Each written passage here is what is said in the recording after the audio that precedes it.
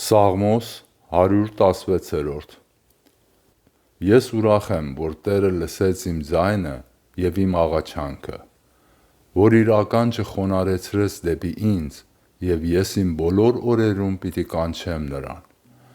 Մահվան լարերը պատեցին ինձ, և դժոխքի վշտերը գտան ինձ, նեղություն և տրտմություն գտա ես, բայց ես կանչեցի Տիրոջ անունը.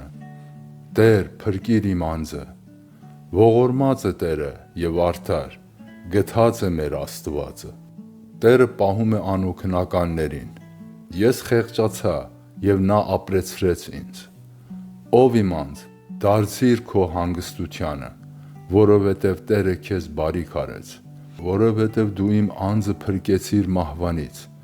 իմ աչքը արտասուքից և իմ ոտքերը սայթաքելուց։ Ես պիտի ընթանամ Տիրոջ առջև ողջերի երկրում։ Ես իմ հավատքը պահեցի,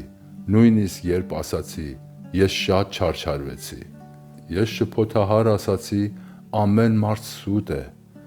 Ինչ հատուցեմ Տիրոջը այն ամբողջ բարության փոխարեն, որ արել է ինձ։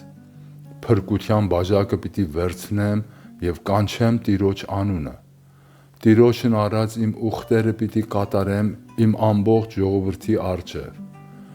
Տիրոջ առջև պատվական է իր սրբերի մահը։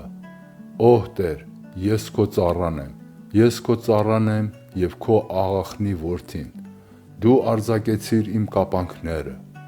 Գոհության զոհ պիտի մատուցեմ քեզ և կանչեմ Տիրոջ անունը։ Տիրոջն արած իմ ուխտերը պիտի կատարեմ իմ ամբողջ ժողովրդի առջև, Տիրոջ տան սրահների մեջ, քո մեջ, Երուսաղեմ, Ալելույա։